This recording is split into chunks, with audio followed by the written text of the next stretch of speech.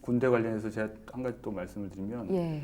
이게 이제 삼성개헌이라는 얘기는 결국 영구 집권으로 이제 가는 건데 그렇죠. 영구 집권을 가는 데에 핵심 수단을 뭘로 봤냐면 이제 군대로 본 거죠. 그러니까 본인이 군인 출신이기 때문에도 군 조직의 효율성을 굉장히 신뢰하고 있고 당시로 보면 가장 효율적으로 잘 조직된 집단이 군대인 것도 사실이고 예. 그러니까 자기의 관념 오늘날은 이제 군대가 선진적인 조직이라고 아무도 생각하지 않죠. 오늘날은 기업이 오히려 더 뭐 훨씬 더 발전해 있다고 할 수도 있을 텐데 근데 당시로서는 군대만큼 잘 훈련되고 조직된 기관이 없었어요. 그러니까 그 모델을 전 사회에 퍼뜨리려고 하는 거죠. 그렇게 하면 자기가 결국 군대에서 가장 높은 지휘관이듯이 사회 전체의 지휘관이 되고 영원히 이제 이 대한민국을 집권할 수 있다고 하는 구상을 가지게 되는 건데 네. 바로 그 욕심에서 북한을 철저하게 이제 이용을 했죠. 1945년 해방 후에 미군정 지나면서 이승만 대통령이 하도 이제 북침 주장을 하니까 네. 미군에서는 남한의 군대 규모를 절대 늘려주지 않았어요. 적자적으로 군사 행동을 할까 봐서라도. 네. 그런데 결국은 6.25가 터졌고 그렇게 해서 이제 징집이 시작이 되죠. 그러나 계속해서 군대를 마냥 늘릴 수는 없었거든요. 왜냐하면 군대를 늘리는 건 동시에 이제 생산하고 관계했을 때 제로섬 관계가 되기 때문에 생산력이 부족해지잖아요. 그런데 이 지난 시간에 또 베트남전 파병 얘기하시면서 그때 이제 우리가 군대가 미국의 필요에 의해서 파병이 되니까 그만큼 이제 군대 규모를 늘릴 수 있는 여유가 생기고 이제 허락을 받는 거죠. 근데 동시에 이런 간첩 사건들을 스스로 계속해서 만들어냄으로써 군대를 더 키울 수 있는 빌미들을 계속 만들어내는 겁니다. 그래서 이제 군복무 기간이 증가한다는 얘기는 네. 모든 사람이 12개월 근무하는 경우와 24개월 근무하는 경우와 36개월 근무하는 경우를 상상해 보세요. 네. 그럼 누적된 총량이 증가해요.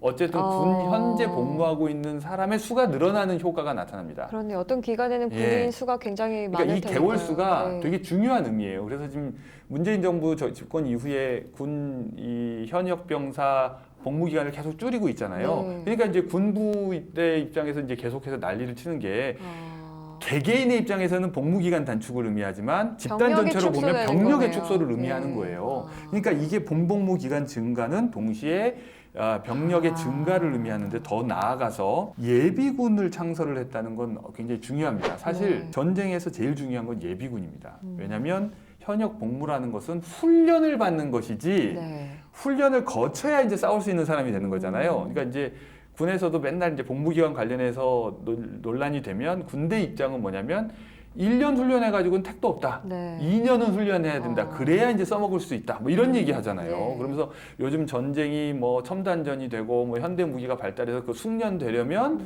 2년 이상은 복무를 해야 좀 비로소 써먹을 수 있는 정도가 된다. 이런 얘기를 하잖아요. 네. 그러면 이제 군대 안 가고 싶은 사람들은 차라리 전문병사제를 도입하자거나 모병제를 하자거나 뭐 이런 얘기를 하는데 그러니까 사실 군대에서 제일 중요한 건 리저브암입니다. 예비군. 그러니까 예비군은 일종의 저장소예요. 예, 이미 저기서 훈련이 물을 돼 있는 상태니까. 끓이면 아이고. 네.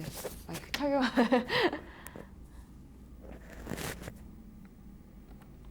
그대로 멘트 다시 하겠습니다. 이어가시면 됩니다. 네. 그러니까 예비군이라고 하는 것은 일종의 저수지인데 한쪽에서 물을 뭐 정수를 하건 끓이건 해서 만들어서 계속 붓는 거죠. 네. 그래서 이게 넓은 게 중요한 거지 지금 끓이고 있는 물이 몇 리터인지 이건 중요한 게 아니에요. 정말 현역보다 그럼 예비군이 진짜 중요한 역할을 그렇죠. 하는 거네요. 그러니까 이건 누적되는 네. 거니까요. 말씀하신 것처럼 이제 일정한 나이가 지나면 40세가 지나면 이제 민방위로 가고. 이제 네. 빠져서 어쨌든 이 저수지의 일정한 용량을 계속 모아두는 거죠. 그래야 나중에 가뭄이 들었을 때 이 물을 풀어가지고 쓰잖아요. 그러니까 전쟁이 날 때를 대비해서 끊임없이 새로 훈련을 시킨 다음에 여기다가 집어넣는 거예요. 그럼 여기 이게 저장소가 얼마나 큰지가 전쟁과 관련해서 제일 중요한 거죠. 그러니까 지금 박정희 대통령이 한 행위는 네. 병사를 늘린 것도 지금 계속해서 증가해서 정점으로 늘린 것도 중요하고요. 예비군도. 더 나아가서 제대 후에도 끊임없이 예비군으로 편성을 해서 늘 군인 정신을 유지하도록 하는 것. 네. 심지어 어느 정도였냐면 제가 학교 다닐 때까지만 해도 교련 훈련을 받았습니다. 몇 살까지? 교련이 네. 김신조 사건 이후에 예. 고등학교 대학생들한테 교련을 예. 예, 어떤 걸 군사교육. 예. 그러니까 그 성인이 된 후에 입대를 해서 군사훈련을 받는 것이 아니라 예. 그 전부터 받게 하는 거예요. 고등학생 이미 때부터, 훈련을 시키고 고등학생 오는 때부터. 거군요. 더 네. 무서운 것은 예. 오늘날 학급의 모든 조직 이런 것을 군대식으로 했다는 거예요. 그래서 반장이 아니라 네. 분대장. 이런 식인 교실에 거예요. 분대장이 학생회장이 있었다는 아니라 거예요? 예. 뭐 연대장. 이런 식으로 명칭을 붙였고 심지어 네. 대학에서도 80년대 초반까지 교련 훈련이 있어서 대학의 학생회장이 아니라 대학의 연대장 이런 게 있는 거예요. 전혀 몰랐어요. 그래서 개념 80년대에 국가 만든 거예요. 대학생들이 계속 했던 투쟁이 뭐냐면 학생회 부활 투쟁이에요. 학생의 부활 투쟁. 학생회가 없어지고 학생회 자체를 군대식으로 운영을 한 겁니다. 그러니까 이게 사회의 병영화하고 네. 사회 전체가 병영이 되면 박정희 대통령 생각에는 감시가 매우 쉽죠. 효율적이고 합리적인 조직이 되는 거라고 감시 체제가 생각하고 만들어지는 거예요. 근대화가 되는 거라고 생각하고 네. 그렇게 모든 사람이 군인이 되면 나는 영구 집권할 수 있다고 생각하는 거죠. 진짜 그럼요. 1인자를 끝까지 네. 유지할 수 있다 생각을 하는 엄청나게 그래서, 야심찬 와. 준 전시 체제화 시키면서 네. 나라 사회 전체의 병영 국가화.